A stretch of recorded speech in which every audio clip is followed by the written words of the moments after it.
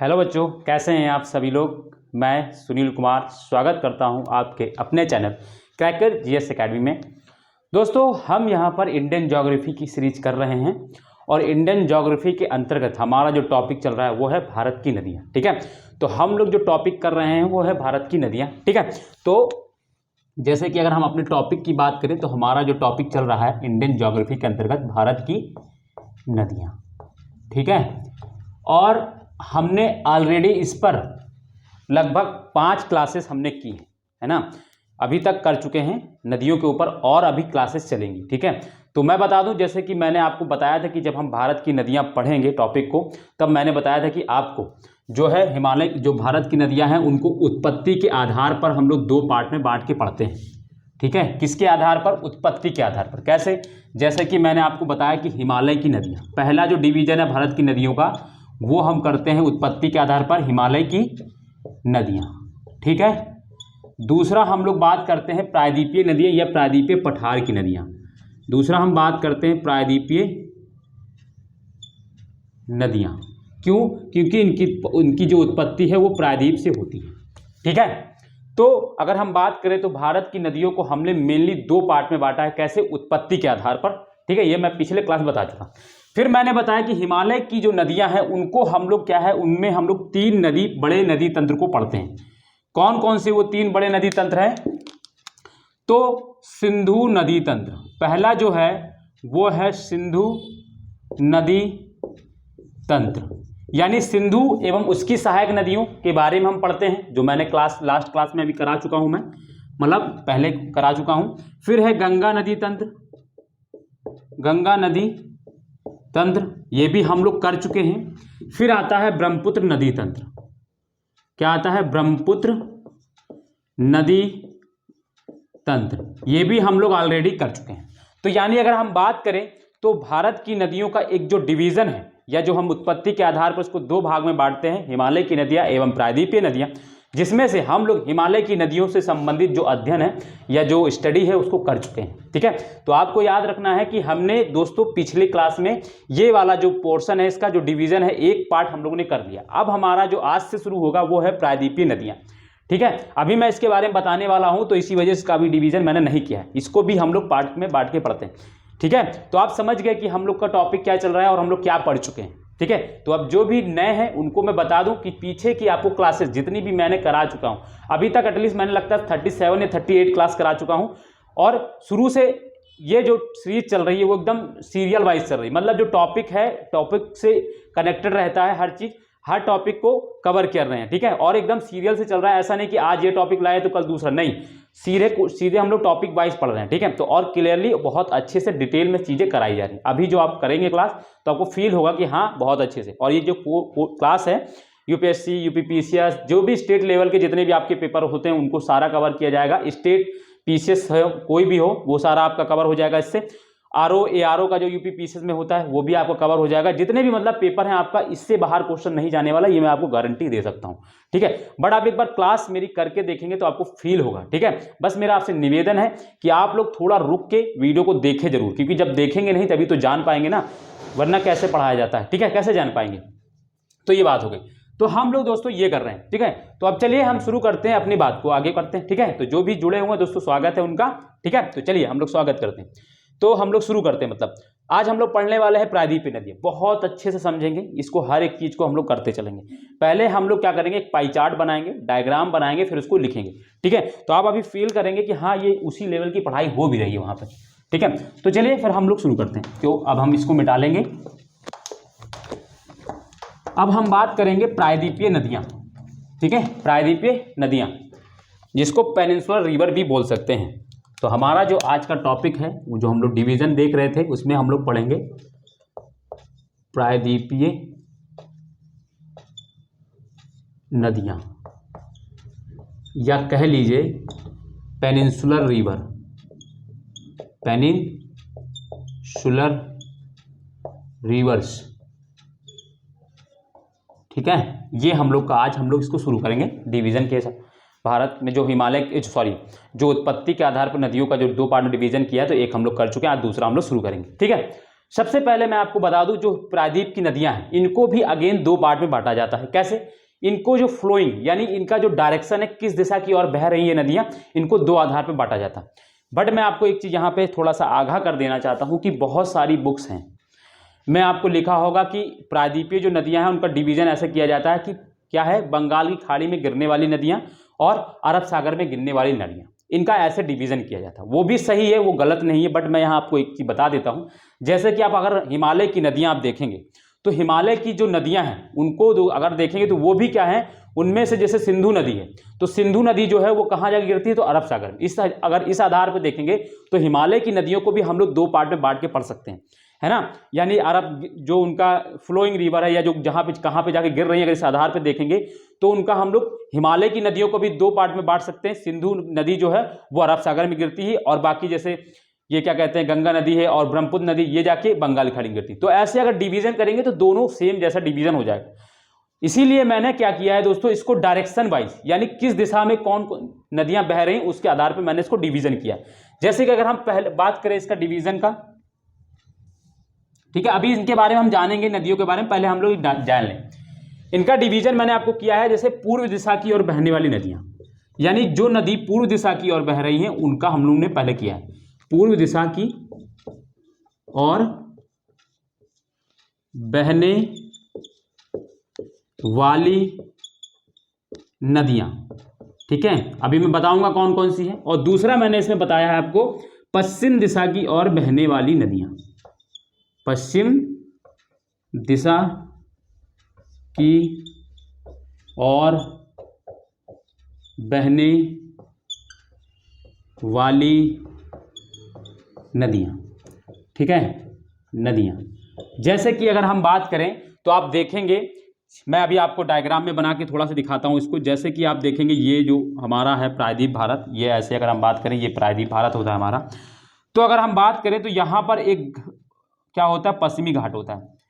पश्चिमी घाट से दोस्तों इधर की ओर जो नदियां बहती है वो पूर्व दिशा की ओर बह रही, जैसे महानदी, गोदावरी, कृष्णा, कावेरी, वैगई, ब्रह्मणी, बहुत सारी नदियां हैं, पेन्नार, इस तरीके की जो नदियां हैं वो पूर्व दिशा की ओर बह रही। तो मैंने इसीलिए इसका पूर्व दिशा की। इस तरीके पश्चिम की बहने, जैसे कि अगर आप देखेंगे तो नर्मदा है जो इधर से ऐसे बहती है, ये तापी है, ऊपर इसके नर्मदा बहती है। फिर इधर आपको देखेंगे साबरमती नदी है, माही नदी ऐसे करके बहती है।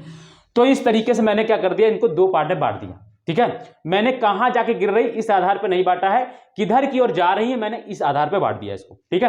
तो बात समझ में आ गई, क्योंकि अगर हम उस आधार पर बांटे तो फिर हिमालय की नदियों को भी हम लोग उस आधार पर दो पार्ट में बांट सकते हैं। तो इसको मैं थोड़ा सा आपको डिफरेंट करने के लिए मैंने बता दी, और मैंने इतना डीप कॉन्सेप्ट बताया कि आपको कहीं पे नहीं मिलेगा।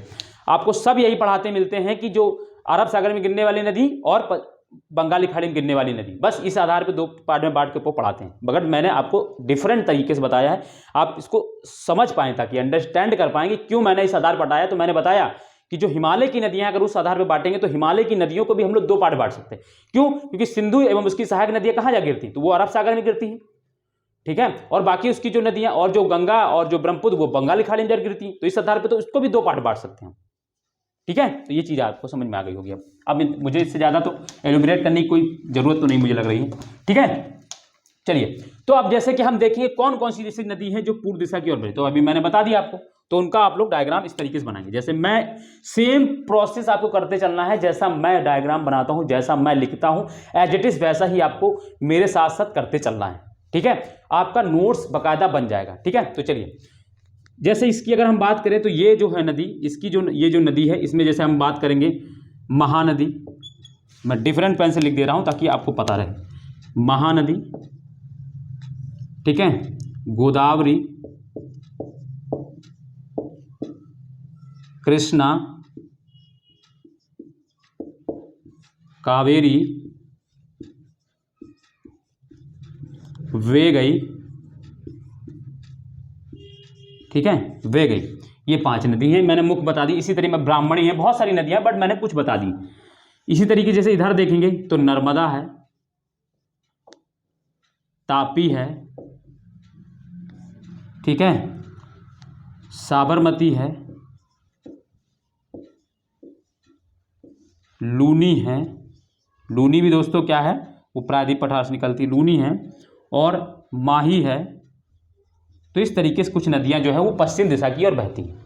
अब इनका क्या डायरेक्शन, जैसे कि बहुत सारे लोग कहते हैं कि दो नदियां हैं अपवाद स्वरूप जो पश्चिम दिशा की ओर बहती हैं, जो अरब सागर में गिरती। क्यों गिरती है तो बताते हैं कि वो क्या है, भ्रंश घाटी से निकलती। वो बात सत्य है, बट क्या साबरमती, क्या लूनी, क्या माही, ये सब क्या भ्रंश घाटी से बहती? नहीं, ये तीनों जो नदियां हैं ये भ्रंश घाटी से बहती ही नहीं, फिर भी ये क्या हो रही है, अरब सागर में गिर रही। तो क्यों?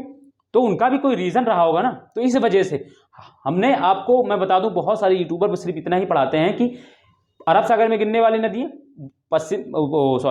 बंगाल की खाड़ी में गिरने वाली नदियां, और बताते हैं कि ये बंगाल की खाड़ी में दो नदी क्यों गिरती हैं, तो बता देते हैं भ्रंश घाटी में बहती। वो बात सही है, बट ये फिर क्यों बहती हैं ये भी तो बताइए ना। ये किधर की ओर बहती हैं, तो इनका रीजन क्या है? तो इसका रीजन यही है कि इसको हम लोग बांटते अलग दो डिफरेंट तरीके से। हम लोग को बांटना चाहिए कि ये पश्चिम दिशा की ओर बहने वाली नदियां हैं और ये पूर्व दिशा की ओर बहने वाली नदियां। ठीक है, अब आप थोड़ा सा इसको समझ पाए होंगे, कनेक्ट कर पाए होंगे इसको। मैं थोड़ा सा टाइम लेता हूं समझाने में, टाइम टेकिंग सब टॉपिक जो मेरा क्लास रहता है थोड़ा टाइम लगेगा, बट आपको मैं ये गारंटी देता हूं कि ज्योग्राफी सिखा दूंगा, इस चीज़ की मैं गारंटी आपको लेता हूं। ठीक है, और जो पढ़ रहे होंगे वो मैसेज करके बता भी देंगे कि हाँ देखो किस तरीके से मुझे फील हो रहा है कि मैं हाँ ज्योग्राफी को अच्छा कर सकता हूँ। ठीक है, तो आप लोग कमेंट भी कर दिया करिए। ठीक है, और वीडियो को लाइक भी कर दिया करें और शेयर भी दोस्तों को कर दिया करें अगर अच्छी लग रही हो तो। ठीक है, ताकि मुझे भी थोड़ा सा। ठीक है, तो चलिए अब हम लोग लिखेंगे।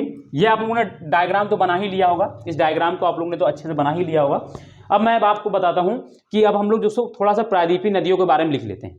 मतलब प्रायद्वीप की नदियां जो हैं उनका थोड़ा सा उनको बारे में लिखते हैं। तो आप हेडिंग डालेंगे, ये जो पाई चार्ट बना लिया आपने, पाई चार्ट बनाने के बाद आप फिर से डालेंगे प्रायद्वीपीय नदियां, ऐसे करके डालेंगे, ऐसे लिखेंगे। ठीक है, ये तो मेन हेडिंग थी, उसमें डायग्राम बनाने के बाद फिर ऐसे डालेंगे प्रायद्वीपीय नदियां, प्रायद्वीपीय नदियां। ठीक है, ऐसे लिखेंगे, फिर पॉइंट वाइज मेरे साथ साथ ऐसे लिखते चलेंगे। ठीक है, तो मैं इसको अब लिखाता हूं, लिखेंगे पॉइंट मेरे साथ। प्रायद्वीपीय नदियां, प्रायद्वीपीय नदियां हिमालय की तुलना में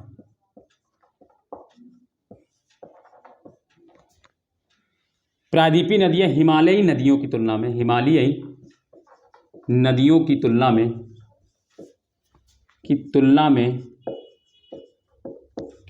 में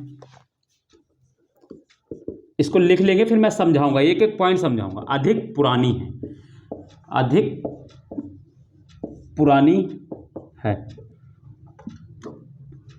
अधिक पुरानी है,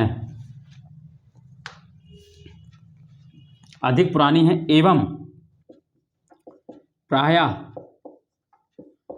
प्रौढ़ अवस्था को, प्रौढ़ मतलब क्या होता है, वृद्धा, बहुत पुरानी हो गई, प्रौढ़ अवस्था को प्राप्त कर चुकी हैं, प्राप्त कर चुकी हैं, प्रौढ़ अवस्था को प्राप्त कर चुकी। प्रौढ़ मतलब बहुत पुराना अवस्था, यानी बुढ़ापा जो होता है उसको प्रौढ़ अवस्था बोलते हैं। ठीक है, को प्राप्त कर चुकी है, कर चुकी, यानी बहुत पुरानी हो गई हैं ये। ठीक है, और ये हिमालय से बहुत पुरानी है, हिमालय, क्योंकि मैंने क्या बताया, प्रायद्वीपीय पठार जो है हमारा है, जो प्रायद्वीपीय भाग है जो भारत का, वो सबसे प्राचीन भाग है। और ऐसा तो नहीं है कि जब ये भारत, क्योंकि मैंने बताया भारत बनते बनते बना, मेरी जब फिजिकल डिवीजन के आधार पर जब पहली क्लास आप देखेंगे तो आपको बहुत मजा आएगा देखने में, ये मैं आपको गारंटी देता हूँ। तब मैंने बताया कि सबसे जो प्राचीन भाग है ये हमारा प्रायद्वीपीय पठार था, और जब प्रायद्वीपीय पठार रहा होगा तो उस पर बहने वाली नदियां तो जरूर ही रही होंगी। ठीक है, ये चीज जान लो, क्योंकि ऐसा नहीं है, क्योंकि बात यह है ना कि ये नदियां जो है बहती क्यों है, क्योंकि इनको पानी मिलता है सिर्फ वर्षा की मात्रा से, वर्षा से इनको पानी प्राप्त होता है, और ऐसा है भी नहीं कि इनके ऊपर ग्लेशियर हो, तो ग्लेशियर नहीं है। ठीक है, और फिर भी ये नदी बहती रही, तो ये बहुत प्राचीन नदियां हैं। और हिमालय की जो नदियां हैं वो ज़्यादा पुरानी नहीं है। क्यों? क्योंकि हिमालय का निर्माण ही प्रायद्वीपीय पठार और दोस्तों यूरेशियन प्लेट के टकराने के बाद हुआ। ये सब मेरी पहली क्लास आप देखेंगे तो बहुत मजा आएगा आपको समझने में, और ये क्लास को आप कनेक्ट भी कर पाएंगे। ये कनेक्ट हालांकि इतना ज़्यादा कुछ डिफिकल्ट है नहीं ये क्लास। तो मैंने बताया कि प्रायद्वीपीय नदियां हिमालयी नदियों की तुलना में अधिक पुरानी एवं प्रौढ़ अवस्था को प्राप्त कर ली, इसीलिए लिखेंगे इसकी पॉइंट अगला, इसीलिए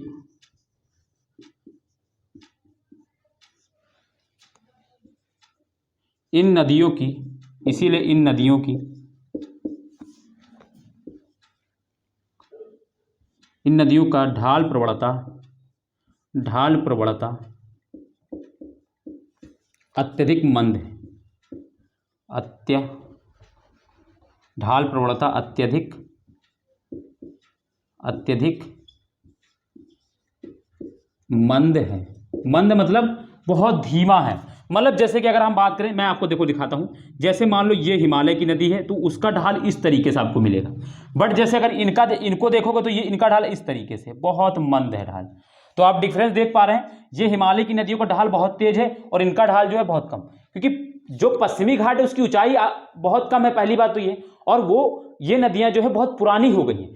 तो पहले जब नई अवस्था में थी तब ये बहुत ऊंचाई से और बहुत तेज चलती थी, बट अभी क्या हो गई, ये बहुत, क्योंकि इन्होंने प्रायद्वीपीय कटार को पूरी तरीके से काट डाला है, पहले जितना काटना था काट डाला है, अब उसमें और अधिकतर ज़्यादा अभी भी इरोजन होता है, ऐसा नहीं है, इरोजन अभी भी चालू है मगर उतना पर्याप्त मात्रा में नहीं होता। तो इस वजह से अभी एक निश्चित जो है अपने प्रभाव को प्राप्त कर चुकी हैं, अब उससे ज़्यादा इनका कोई कुछ और होने वाला नहीं है। तो इसीलिए मैंने लिखा है कि इसीलिए इन नदियों का ढाल प्रवणता अत्यधिक मंद है। ठीक है, तो इस चीज़ को आपको समझ में आ गया। लिखें इसको फटाक से,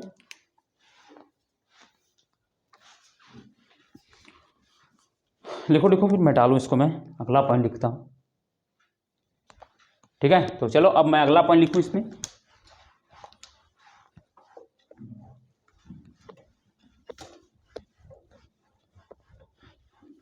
लिखेंगे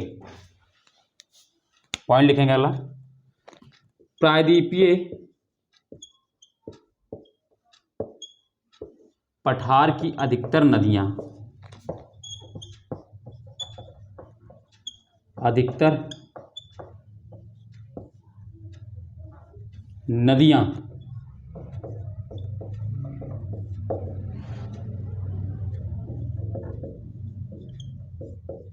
पश्चिम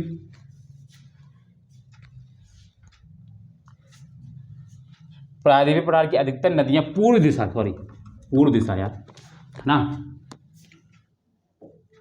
पूर्व दिशा की, अभी मैं बताऊं क्यों, दिशा की ओर बहती हैं। क्यों, तो अभी लिखता हूं मैं इसको, क्यों बहती हैं, क्योंकि पश्चिमी घाट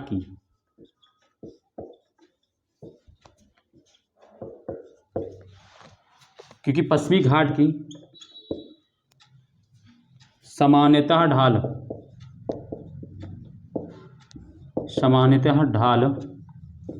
पूर्व दिशा की ओर है, पूर्व की ओर है, इसीलिए ये क्या नदियां होती। देखो मैंने लिखा है, एक शब्द मैंने लिखा है यहां पे, एक चीज जानना है, अधिकतर, इस शब्द को ध्यान से पढ़ना।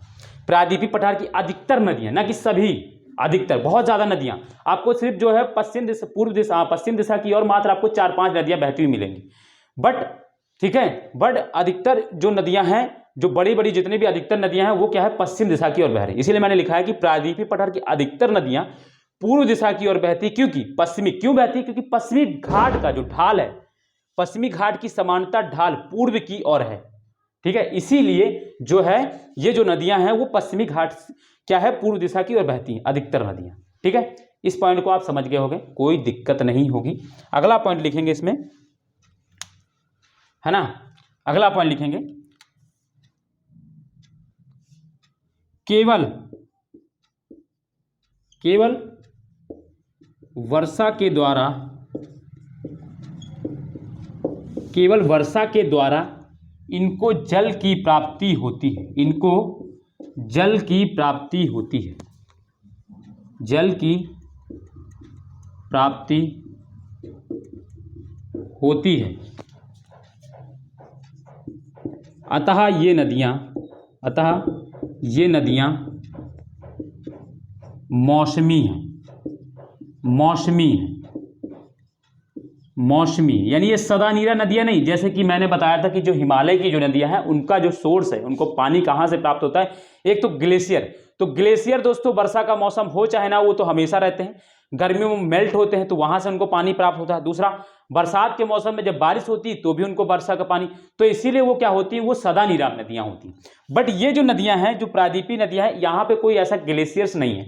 ग्लेशियर ना होने की वजह से क्या है, इनको सिर्फ जो इनकी जो सोर्स है, जो वाटर का जो सोर्स है, सिर्फ वर्षा का पानी है। तो जो क्या होता है, जब बरसात होती है तो बहुत ज़्यादा इनमें पानी उफान आ जाता है और बहुत तेज प्रवाहित होती हैं। लेकिन जैसे ही ये वर्षा खत्म होती है वैसे ही ये क्या होती है, सूखने लगती है, ये शुष्क होने लगती हैं, सूख सी जाती हैं। ठीक है, तो इसीलिए मैंने इसको लिखा, केवल वर्षा के द्वारा इनको जल की प्राप्ति होती है, अतः ये सदा नदियाँ मौसमी हैं। तो ये क्या है, मौसमी नदियाँ। क्यों? बरसात के मौसम में बहुत तेज बारिश पानी प्रवाह होगा और जब बरसात खत्म तो शुष्क मौसम में क्या है, ये नदियाँ प्रायः सूख भी जाती हैं। बहुत सारी नदियाँ इसमें जो हैं वो सूख जाती हैं। ठीक है, तो इस चीज़ को आपको समझ में आ गया होगा।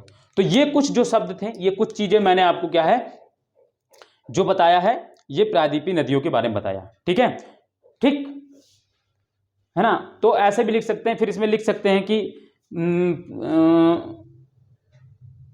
प्रायद्वीपीय नदियों को दो भागों में विभक्त किया जाता है। लिखेंगे मेरे साथ, मैं बोल दे रहा हूँ, पॉइंट अगला लिखेंगे। प्रायद्वीपीय नदियों को दो वर्गों में विभाजित किया जाता है। पहला, पूर्व दिशा की ओर बहने वाली नदियाँ, दूसरा पश्चिम दिशा की ओर बहने वाली नदियाँ। मैं फिर से बोल रहा हूँ, प्रायद्वीपीय पठार की नदियों को दो भागों में विभाजित किया जाता है, दो वर्गों में बांटा जाता है, ये विभाजित किया जाता है। पहला, पूर्व दिशा की ओर बहने वाली नदियाँ, दूसरा पश्चिम दिशा की ओर बहने वाली नदियाँ। ठीक है, तो ये जान लो। हो गया, लिख लिया होगा। फटाफट लिखेंगे, फटाफट पॉइंट को लिखेंगे। ठीक है, तो वो पॉइंट हो गया। अब मैं इसको मिटाल रहा हूँ। अब हम लोग देखेंगे पूर्व दिशा की ओर बहने लगी, जिसमें मैंने आपको जो पाई चार्ट पहले बनवाया था, अभी पहले जब क्लास शुरू होती तो मैंने क्या लिखा है, महानदी। तो अब हम पहली जो नदी डालेंगे, महानदी के बारे में पढ़ेंगे। ठीक है, तो आप डाल लें हेडिंग, आप हेडिंग डाल लें पूर्व दिशा की ओर बहने वाली नदियाँ। हेडिंग डालें पूर्व दिशा की ओर बहने वाली नदियाँ, जो मैंने लिखवाया उसमें से तो पहली हेडिंग डाल लीजिए, पूर्व दिशा की ओर बहने वाली नदियाँ। हेडिंग डालेंगे पूर्व दिशा की ओर बहने वाली नदियाँ। ठीक है, और उसमें पहली जो नदी है वो है महानदी। उसमें जो पहली नदी है वो है महानदी। तो महानदी अब हेडिंग डालेंगे, उसी के अंदर पहले हेडिंग पड़ेगी पूर्व दिशा की ओर बहने वाली नदियाँ। फिर पूर्व दिशा की ओर बहने वाली कौन कौन सी नदी है, तो पहले मैंने बताया आपको महानदी। तो अब महानदी लिखेंगे और उसको फिर हम लोग डायग्राम के थ्रू बनाएंगे। अब मेरे साथ आप लोग बनाते चलेंगे। समझ में आ गया ना सारा कुछ प्रोसेस? ठीक है, तो चलिए हम बात करते हैं महानदी की। तो महानदी जो नदी है दोस्तों, वो क्या है, वो छत्तीसगढ़ में एक जिला है, रायपुर जिला। छत्तीसगढ़ के रायपुर जिले में एक पर्वत है। वहाँ पर छत्तीसगढ़ के रायपुर जिले में दोस्तों एक पर्वत है जिसका नाम है सिहावा पर्वत, जिसको सिहावा माउंटेन भी बोलते हैं। इंग्लिश में सिहावा माउंटेन बोल सकते हैं, इंग्लिश में सिहावा पर्वत। ठीक है, तो कहाँ से इसका ओरिजिन जो पॉइंट है महानदी का, वो है सिहावा पर्वत। कहाँ? तो मैं इसको लिख दे रहा हूं, रायपुर जिला। ठीक है, इसका ओरिजिन है कहाँ? तो ये है रायपुर जिला, कहाँ? छत्तीसगढ़। तो छत्तीसगढ़ के रायपुर जिले में स्थित सिहावा पर्वत से निकलती है। ठीक है, ये पॉइंट आप ये समझ। तो सिहावा पर्वत से निकलकर दोस्तों ये जो नदी है, इस तरीके से आप देखेंगे दक्षिण पूर्व दिशा की ओर बहती है, इस तरीके से जाके बंगाली खाड़ी में गिर जाती है। कहाँ गिरती है? तो बे ऑफ बंगाल, मैं लिख दे रहा हूँ, बे ऑफ बंगाल की खाड़ी में गिरती है। ठीक है, बे ऑफ बंगाली खाड़ी में गिरती है। ये तो बात हो गई महानदी कहाँ से निकलती है, कहाँ गिर जाती है। अब इसकी हम देखेंगे सहायक नदियाँ कौन से बाएं तट की। अब देखें मैं जो बताऊंगा तो देखो, जो इधर इसके ऊपर की ओर होगी ये, यानी देखो मेरा बायां, जब जैसे नदी इधर से निकली तो मैं भी उधर की ओर मुंह करके चलूंगा, जिधर से नदी निकल रही है और जिधर की ओर जा रही उधर की ओर आप भी जाना शुरू करेंगे और देखेंगे जो आपका बायां होगा वही नदी का बायां होगा, जो आपका दायां होगा वही नदी का दायां होगा। तो यानी मैं अगर खड़ा हो जाऊं इधर की ओर मुंह करके, मैं खड़ा ही हूं ऑलरेडी, और देखूं तो मेरा ये बायां है और मेरा ये दायां है, तो आप देखेंगे तो मैं जो इधर नदी के ऊपर की जो नदियां बताऊंगा, उसकी सहायक जो नदियां, जो उसकी ट्रिब्यूटरीज बताऊंगा, तो वो क्या होगी, वो बाएं तट की नदियां होंगी। और इधर मैं अगर बताऊंगा तो दाहिने तट की नदियां। ये चीज आपको बहुत ध्यान से और बहुत मेजरली कंसंट्रेट करके देखना है, इसको चीज को समझना है, क्योंकि बहुत सारा क्वेश्चन जो होता है। और मैं बता दूं, महानदी से एक इसकी जो सहायक नदी जोंक नदी, इसके ऊपर 2021 में पीसीएस में प्री में क्वेश्चन भी आया था। ठीक है, इस चीज को भी आपको ध्यान में रखना। तो ये बहुत इंपॉर्टेंट नदियां हैं, इनकी सहायक नदियां बहुत ज्यादा पूछी जाती हैं। ठीक है, तो याद रखना। तो चलिए अब हम इसकी सहायक नदियों की बात करते हैं। तो इसकी जो फर्स्ट सहायक नदी है, उसका नाम है सियोनाथ। क्या नाम है दोस्तों? हिंदी में लिखेंगे, ठीक है, सियोनाथ। सियोनाथ, मतलब इंग्लिश में लिखेंगे इसको नाम, सारे नाम जो है। सियोनाथ के बाद इसका जो दूसरी जो इसकी सहायक नदी उसका नाम है मंद, सॉरी मंद नहीं, सियोनाथ के बाद दोस्तों इसकी जो सहायक नदी वो हसदो। हसदो, शिव जी के दर्शन करने जाओ वहां खुश हो जाते हैं ना, तो हसदो, सियोनाथ हसदो। कैसा नाम है, बहुत अच्छा नाम है, याद हो जाएगा, सियोनाथ हसदो। इसके बाद मंद बुद्धि, मंद MAND, मंद। इसके बाद इब,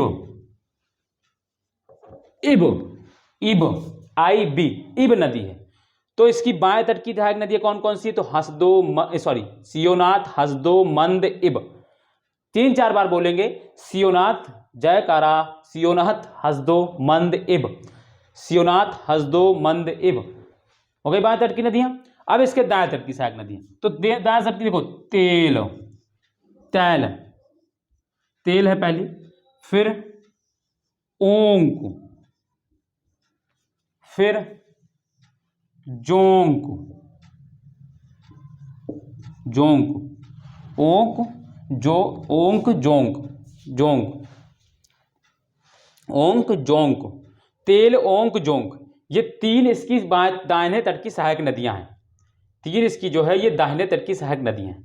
कौन कौन, देखो फिर से बात करेंगे, तो ये नदी जो है कहाँ से निकलती है, तो छत्तीसगढ़ के रायपुर जिले में स्थित सिहावा माउंटेन से निकलती है और अपने दक्षिण पूर्व दिशा की ओर बहती हुई बंगाली खाड़ी में जा गिरती है। पहला चीज़ तो ये समझ में आ गया। दूसरा, फिर हम देखते हैं कि इसके बाएं तट की जो सहायक नदियां हैं उसमें पहली सहायक नदी है जो है सियोनाथ, दूसरी है हसदो, तीसरी है मंद, चौथी है इब। एक चीज़ मैं आपको बता दूं, इस नदी के जो है, इस नदी की सहायक नदियों के बारे में आपसे पश्चिम से पूर्व दिशा की ओर पूछा जा सकता है। जैसे यमुना नदी की सहायक नदियां हैं चंबल, सिंध, बेतवा के, इनके बारे में 2021 UPPCS में ही पूछा गया था, तो ये भी आपको याद रखना है, ठीक है। और इसकी बाहें तट की नदियों को पूछने का बहुत ज़्यादा दोस्तों वो है चांस, तो आपको इसको भी याद रखना। तो ये पश्चिम में पहले ये है, फिर ये ऐसे करके, ठीक है। ये सारी चीज़ें आपको कैसे तैयार होगी, तो आप जब ये इस तरीके का मैप बनाएंगे कॉपी पे, ठीक है, तभी आपको ये सारी चीज़ें तैयार होंगी। और मैं आपको एक चीज़ बता दूं, आप एटलस उठा के देखिएगा, आप इन नदियों को ढूंढ नहीं पाएंगे जो मैं आपको लिखा रहा हूँ, इन नदियों को आप ढूंढ नहीं पाएंगे। आप मैं कह रहा हूँ, महानदी ढूंढने में आपको नानी याद आ जाएगी, उसमें ढूंढने के चश्मा लगा के, जो लेंस वेंस लगा के ना, तभी भी जल्दी नहीं मिलेंगी ये सारी नदियाँ, ठीक है। तो मैं जो करा रहा हूँ ना, आप आराम से बस खाली ईमानदारी से लिख लीजिए, और ईमानदारी से 3-4 बार, जैसे पेपर क्या होता है मैथ में हम लोग एक क्वेश्चन को 3-4 बार लगाते हैं प्रैक्टिस के लिए, वैसे ही इसका डायग्राम भी मैप में रफ में 3-4 बार खुद से लगाना, जब तक ये सारी नदियाँ याद ना हो जाएं, ठीक है। तो ये, और इसमें एक चीज़ याद रखना है कि इब नदी पर यहाँ पर एक जो है एक डैम बना है। कौन सा डैम है इसी महानदी पर, तो कौन सा डैम है, तो हीराकुंड बांध, इसको भी लिख लीजिएगा, इसीलिए मैंने इसको यहीं पे करा दिया है डायग्राम में ही, ठीक है, हीराकुंड बांध, ठीक। तो ये बात हो गई, ये डायग्राम बना, फटाफट बनाएंगे मेरे साथ साथ, ठीक है, फटाफट बना गया। तो चलो अब हम लोग बात करते हैं महानदी की, ठीक है। इसके बारे में कुछ थोड़ा लिख लेते हैं, जो 2-3-4 पॉइंट हमने लिखा है, ठीक है, 2-3-4 पॉइंट जो हमने इसके बारे में बताया, मैं इसके बारे में हम लोग कुछ लिख लेते हैं, ठीक है। तो देखो मज़ा आ रहा ना पढ़ने में दोस्तों, अगर मज़ा आ रहा ना तो वीडियो को दोस्तों शेयर करें, और दोस्तों लाइक कमेंट तो जरूर ही कर दें, ठीक है, ताकि मुझे भी लगे कि हाँ आप लोग मज़ा, मतलब आपको अच्छा लग रहा है पढ़ने में, आप लोग समझ रहे हैं चीज़ों को, और मेरा जो तरीका है वो आपको पसंद आ रहा है, ठीक है।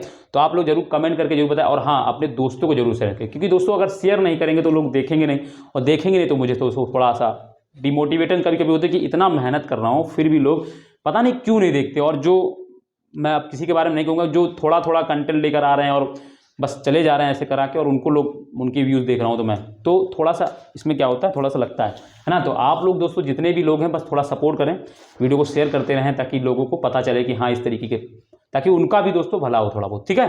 तो चलिए, तो अब हम इसके बारे में थोड़ा सा लिखेंगे, ठीक है, थोड़ा सा लिखेंगे। और मैंने कह दिया है कि आप लोग का रिवीजन का काम शुरू हो जाना चाहिए। अब जितने भी पुराने लोग मुझसे देख रहे हैं वीडियो, उनका काम क्या है, जो भी पीछे क्लासेस हो चुकी हैं आप लोग रिवीजन करते रहें, ठीक है। रिवीजन करेंगे तभी आपका बेनिफिट रहेगा, अदरवाइज भूल जाएंगे आप जल्दी फिर, ठीक है। तो ये बात हो गई। अब हम महानदी के बारे में लिखते हैं। तो यहाँ नदी लिखेंगे, पॉइंट मेरे साथ साथ लिखेंगे, यहाँ नदी छत्तीसगढ़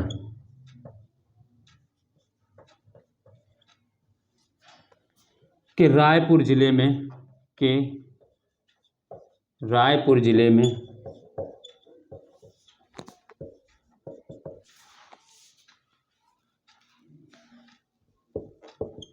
स्थित सिहावा पर्वत से निकलकर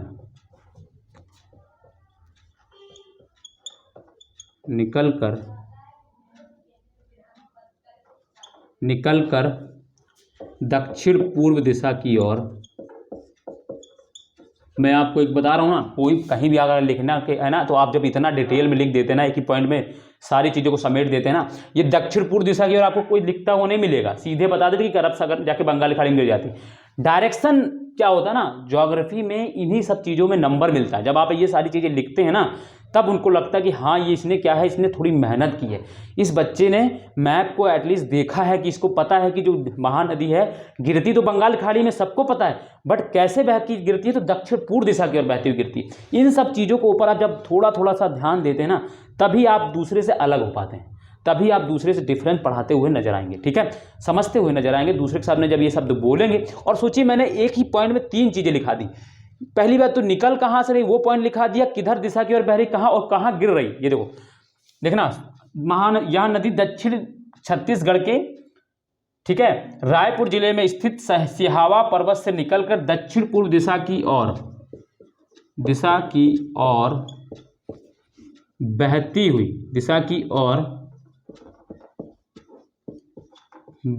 हुई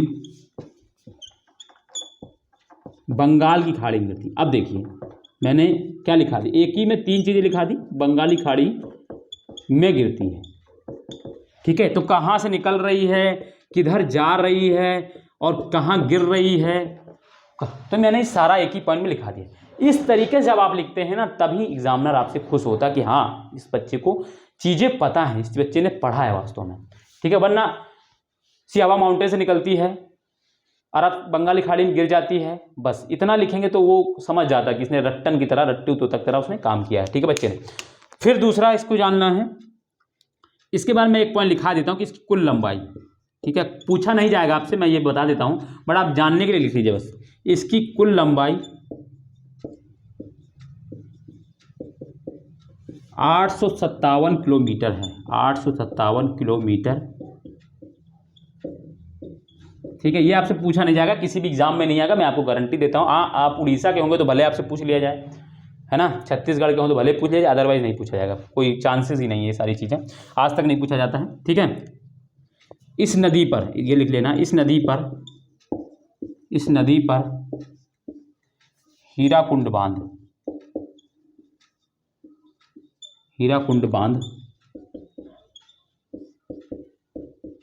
स्थित है।